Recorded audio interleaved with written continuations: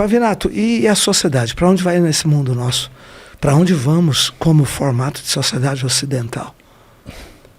É triste parar para pensar nisso. É muito triste. Porque a gente precisa voltar a alguns conceitos básicos, né? Pensar a sociedade, a gente precisa primeiro saber o que é a sociedade. Uhum. Pensar a civilização, o que é a civilização. Pensar o Ocidente, o que é o Ocidente. Dessas três perguntas, a mais difícil é o que é a civilização. Porque a sociedade, a gente tautologicamente, fala em sociedade, já vem na nossa cabeça um coletivo de pessoas, né, que vivem conjuntamente e tentam cada um sobreviver à sua maneira, em harmonia, uma certa harmonia para que todo mundo consiga se desenvolver. Então pensar em sociedade é fácil.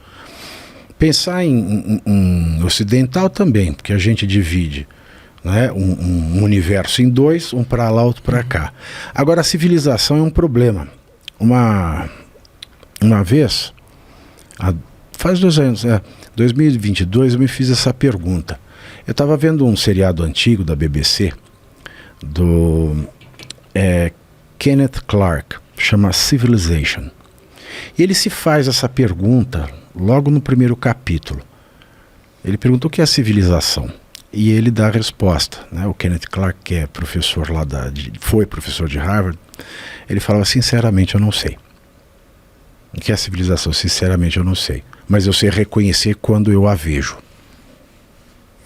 É interessante essa resposta dele, porque me lembra muito a resposta em Confissões de Santo Agostinho, quando ele se pergunta o que é o tempo. Sim. Se não me perguntarem, eu sei, mas se me perguntarem, eu não sei. Uhum. E isso me intrigou muito, né? Esse link que veio na minha cabeça entre Santo Agostinho e a resposta do Kenneth Clark nesse documentário. E ele começou a mostrar as coisas da civilização, as coisas da Europa, as coisas que ele pensava quando pensa em civilização. Eu comecei a pensar mais profundamente sobre isso e fui chegando a algumas conclusões bastante interessantes. Em primeiro lugar, nós temos que respeitar a grandiosidade da palavra civilização. A gente não pode banalizar, como a gente vem banalizando desde que a gente é criança. Quando a gente começa a estudar história, a gente começa a ver a história das civilizações. A civilização egípcia, a civilização mesopotâmica, a civilização hindu. Mas daí você para perguntar, civilizações? Existem civilizações? Não. Existe a civilização. O resto é cultura egípcia, nação egípcia, povo egípcio, cultura mesopotâmica, nação mesopotâmica, povo mesopotâmico. Mas não é uma civilização, porque a civilização ela é um conjunto de valores. E o valor de cada uma dessas ditas civilizações são contraditórios. E quando nós temos civilizações com valores contraditórios, alguma coisa está errada. Sim. Porque eles não podem receber a mesma qualificação. E aí isso é uma civilização, sob risco da gente ficar sem o conceito de civilização. A civilização, ela é a civilização ocidental. Falar em Ocidente é falar em civilização, não só um espaço geográfico. Por quê? Porque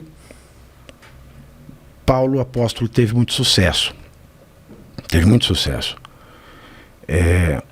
Eu tenho uma mania de estudar os textos de Paulo no grego clássico. Eu sou eu tenho uma relação bastante complexa com Paulo. Muito complexa. E eu estudo Paulo há 5 anos, mas muito a fundo. Olha. E Paulo, eu tenho coisas que eu tenho um pé atrás com Paulo, mas eu não posso negar que Paulo foi o maior gênio da raça humana. Olha. Paulo, ele conseguiu, para quem não sabe, Paulo, além de apóstolo, ele era de uma família judaica helenizada. Ele aprendeu grego, ele estudou Platão a fundo, Aristóteles a fundo, conhecia as religiões pitagóricas a fundo, ele conhecia as religiões órficas a fundo, que eram as religiões do povão grego, e não aquela religião olímpica, pasteurizada de Atenas. Ele era um profundo conhecedor da mitologia, um profundo conhecedor do judaísmo. Perfeito. Ele era um intelectual do mais alto calibre.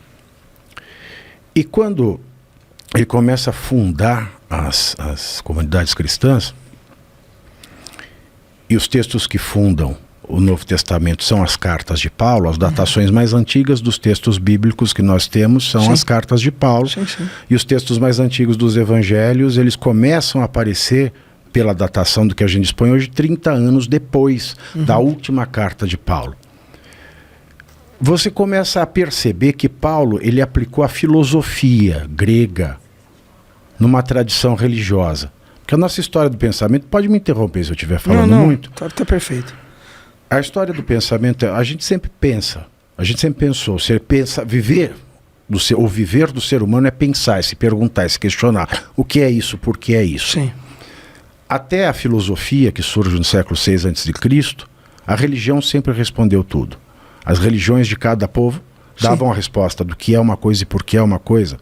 E a filosofia, pela primeira vez, pela falta de ortodoxia da religião olímpica em Atenas, pela falta dessa ortodoxia, Atenas se tornou um ambiente de crítica. Então aí nasce, desse embate de respostas à pergunta o que é isso e por que é isso, o que a gente chama hoje de filosofia.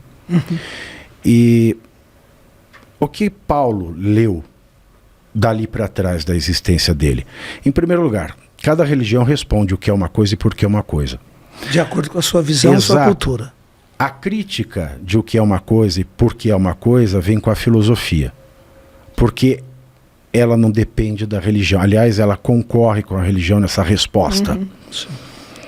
E Paulo, portanto, ele consegue enxergar na mensagem do Cristo a qualidade de conseguir abrigar as respostas mais diversas para a mesma pergunta em uma religião que, quando perguntado o que é a verdade, ela olha para Pôncio Pilatos e faz silêncio. Então ele consegue universalizar um Deus, coisa que nenhuma outra religião na história foi capaz de fazer. Os judeus, eles estão em todos os lugares, mas eles são o povo escolhido. Você não entra, ou você é, ou você não é escolhido. O Cristo, ele revela que não, que todos somos escolhidos. Sim. Todos nós somos escolhidos. Todos nós somos chamados, no mínimo. Sim, perfeito. E ao universalizar essa verdade, verdade que não se define como o tempo de Santo Agostinho, você constrói a base da civilização. E depois, vindo a estudar os conceitos aristotélicos de São Tomás de Aquino, aí eu encontro o que é a civilização. A civilização, ela é a sociedade humana nesse mundo amparada no Deus cristão de Paulo de Tarso. Seja você cristão, seja você judeu, seja você ateu. Porque nós só temos um sistema de direitos fundamentais em razão do Deus cristão. Se não fosse o Deus cristão, seria impossível, pela lógica, pela matemática, seria impossível falar em direitos fundamentais. Quando a gente vê, voltando só ao São Tomás de Aquino, ele discutindo sobre a questão da pessoa, da persona, que vem do grego prósopo, que vem do etrusco persu, que vem do sânscrito purusa, que tem o mesmo desenho gráfico que a face de Deus do hebraico. A palavra, ela carrega muita coisa, por isso que a gente tem que respeitar a palavra, como eu parei para pensar a civilização para não desrespeitar essa palavra. Quando São Tomás de Aquino, ele revela algo que ficou escondido entre Paulo de Tarso e São Tomás de Aquino, e entre Paulo de Tarso e São Tomás de Aquino existe um hiato de 1200 anos. Uma coisa que estava clara para Paulo e que foi esquecida e que São Tomás de Aquino retoma é: a pessoa é a substância de Deus, é o perfeito. É aquilo que, como o templo de Santo Agostinho, não se define. E que, como o próprio Santo Agostinho diz, não é feito para ser visto com os olhos desse mundo, não é feito para ser ouvido com os ouvidos desse mundo, nem pensado com a cabeça desse mundo. É irredutível, é infinito. Ou como dizia também Nicolau de Cusa, um pouco depois de São Tomás de Aquino, é o uno no qual todos os contraditórios se encontram. Por isso é indefinível. E essa substância, que é a pessoa, que é o divino, é particularizada em cada um de nós, por mais diversos que nós sejamos.